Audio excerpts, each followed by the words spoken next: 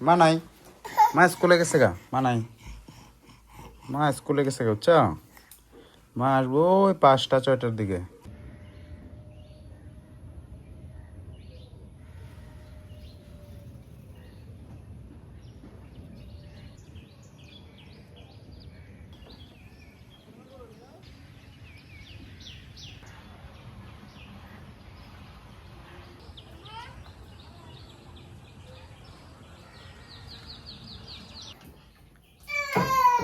খাইছো?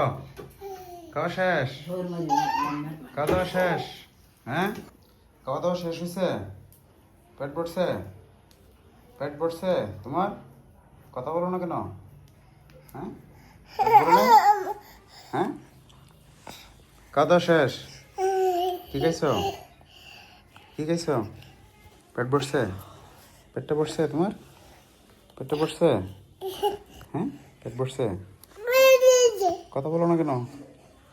হাসো না, বাইরে যায় না, বাইরে যায় না, বাইরে বৃষ্টির পানি পড়ছে, গেই পড়বো তুমি, বাইরে যায় না, যায় না, বাইরে যায় না বাবু, এখানে থাকো, দরজা লাগিয়ে দিব, বাইরে গিয়ে ধপাস করে পড়বা।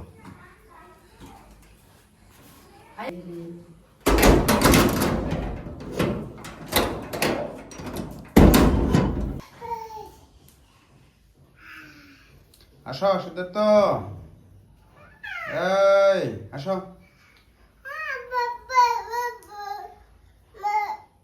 বাবা মা একসাথে আসো।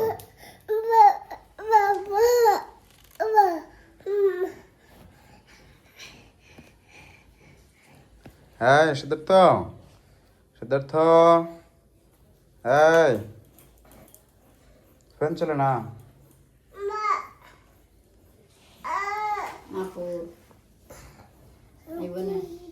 হ্যাঁ সিদ্ধার্থ, সিদ্ধার্থ রে, হ্যাঁ হ্যাঁ, তোমার জন্য বিছানা নাই? এখানে শুয়েছো কেন? ওঠো, হ্যাঁ, বিছানা নাই, এখানে শুয়ে বসছো, বিছানা নাই, এখানে শুয়েছো কেন?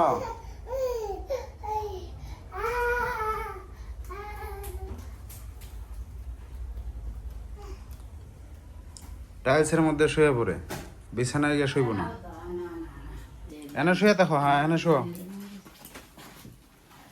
এখানে শুয়ে থাকো, এখানে ভালো না? বিছানার মধ্যে শুয়ে, বালিশের মধ্যে পড়বো পড়বো পড়বো।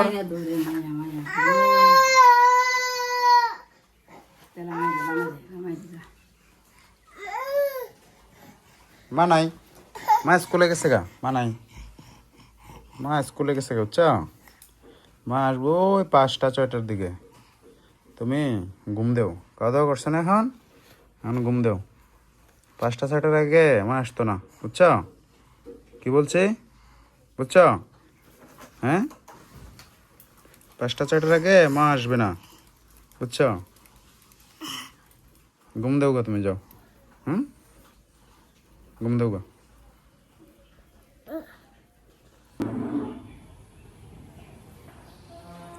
শুভ সকাল, সবাইকে আদাব, সালাম ও নমস্কার, আশা করি সবাই ভালো আছেন।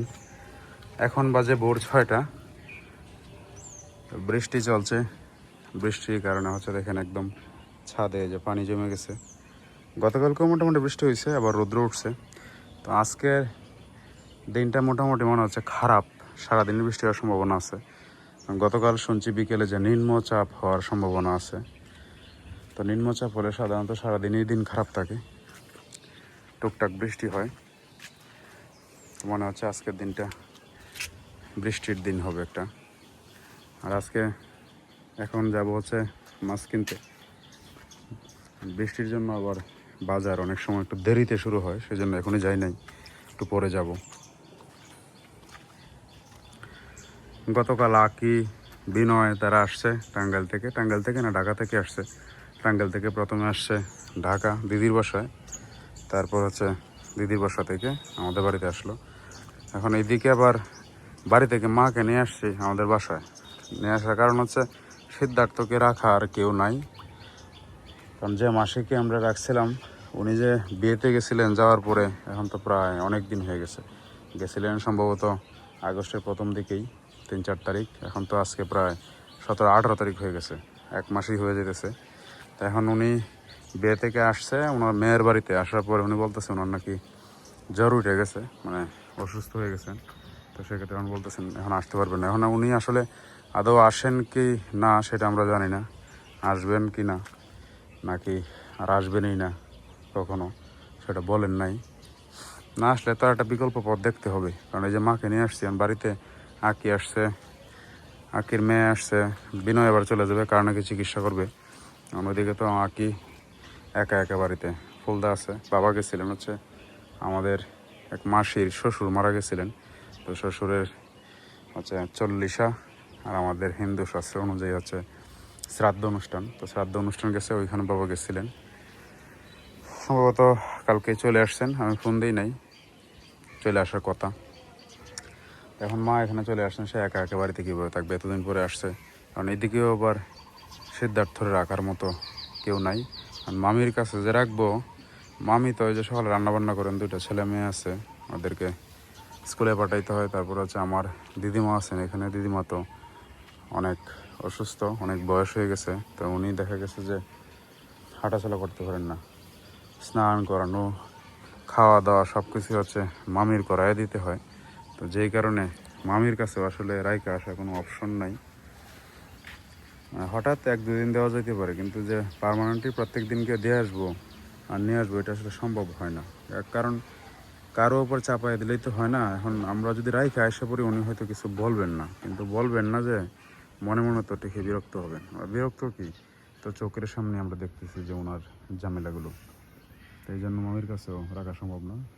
শেষমেশ শেষ ভরসা হিসেবে তারপর মাকেই বলছে আসার জন্য। যে কেউ যদি না আসে তাহলে ওরা রাখবো কোথায়? এখন আমি যে রাখবো প্রতিদিন, আমারও তো চাকরি আছে, চাকরি করতে হবে। কারণ এইভাবে যদি আমি ছুটি নেই, না যাই অফিসে, সেক্ষেত্রে পরে আমারও এখান থেকে বদলি করে দেবে, তো পরে আর একটা বিপদে পড়বো। এই জন্য পরে মারে নিয়ে আসলাম। এখন ওই মাসে যদি না আসেন তাহলে আমাদের জন্য সামনে বড় একটা বিপদ পোকা করতেছে। আমি কীভাবে কী করবো চিন্তা করেই পাইতেছি না, কারণ চাইলেই কিন্তু মানুষ পাওয়া যায় না টাকা পয়সা দিয়েও। ওই মাসিরা যে রাখছিলাম, তো দেখা গেছে যে মাসিকে দিতে হয়েছে 4,000 টাকা। পরে ওনার ওষুধপত্র, পান সুপারি, খাবার দাবার সব কিছু মিলে আমি দেখছি যে প্রায় 10,000 টাকার মতো ওনার জন্য খরচ হয়। কিন্তু তারপরে কিছু করার নেই, আমাদের যেহেতু লোক নাই, সিদ্ধার্থকে তো রাখতে হবে, সেটা আমরা মেনে নিয়েছিলাম যে যাই আছে, ঋণ হোক বা যাই হোক, তারপরেও মাসিকে রাখতেই হবে। এখন মাসে যদি না আসেন তাহলে তোর জন্য নাই, টাকা পয়সার দিকে তাকাইছিলাম না। যাক দেখি বাজারে কি আছে, কারণ ঘরে একদম মাছ নেই 2 দিন ধরে। সকাল থেকে বৃষ্টি শুরু হয়ে গেছে, এখন পর্যন্ত চলছে। এখন যাচ্ছি মাছ বাজারে, গিয়ে দেখি মাছ টাছ পাই কিনা। কারণ বৃষ্টির দিনে অনেক সময় বাজার জমে, আবার অনেক সময় হচ্ছে বাজার জমে না, কারণ বৃষ্টির জন্য মানুষ আসা যাওয়া করতে পারে না।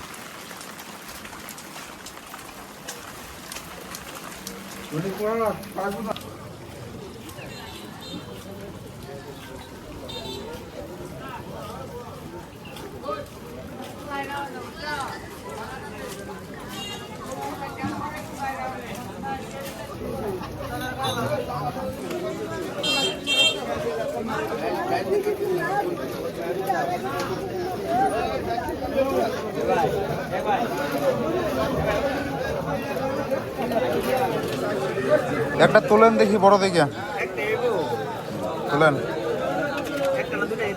একটা কত দেখি, টান দেন।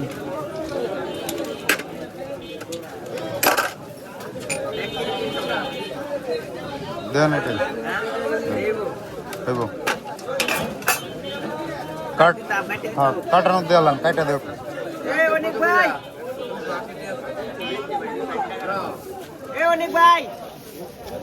কাটানোর সুবিধা নাই আজকে।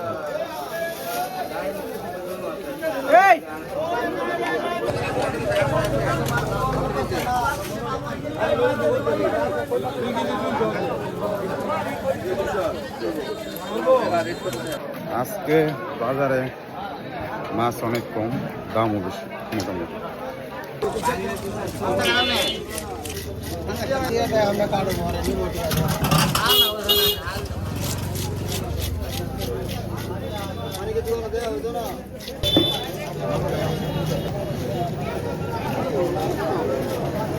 আপনি টাকা দিব মাছের টিয়া দিয়ে আলছো আমি কাইতে দিলাম মাংলা জানি আমরা মানে বিরাট সালাক আছে রে বাবা ঠিক আছে বড় মাছ কিনলাম যে দরে ছোট মাছও একই দরে বরং আরো বেশি দরে কিনছি বড় মাছটা কিনছি 280 টাকা কেজি আর ছোটো মাছ হচ্ছে খৈলা মাছ এগুলো কিনছি প্রায় 300 টাকা কেজি মানে বড় মাছ আর ছোটো মাছের মধ্যে তফাৎ নাই বরঞ্চ ছোটো মাছের দাম বেশি হয় এমন একটা অবস্থা।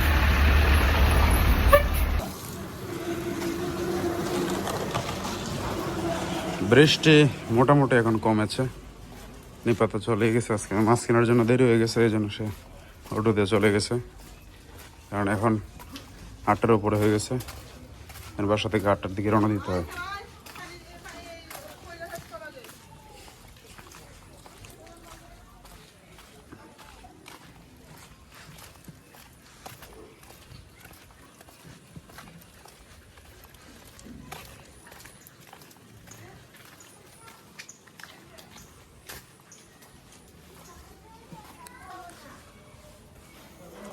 সিদ্ধার্থ কি করে দরজাটা খোলো একটু খায় না কিসে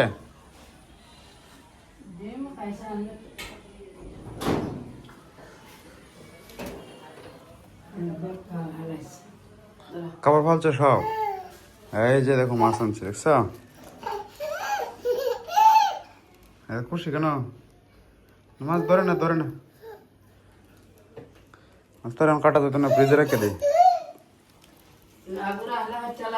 না আমার কাজ আছে আমি তো তারে নিয়ে গেছি না যেতে অবশ্যই পরে বিকালে কাটতে নিচে একটু ভরে গেছে মাছে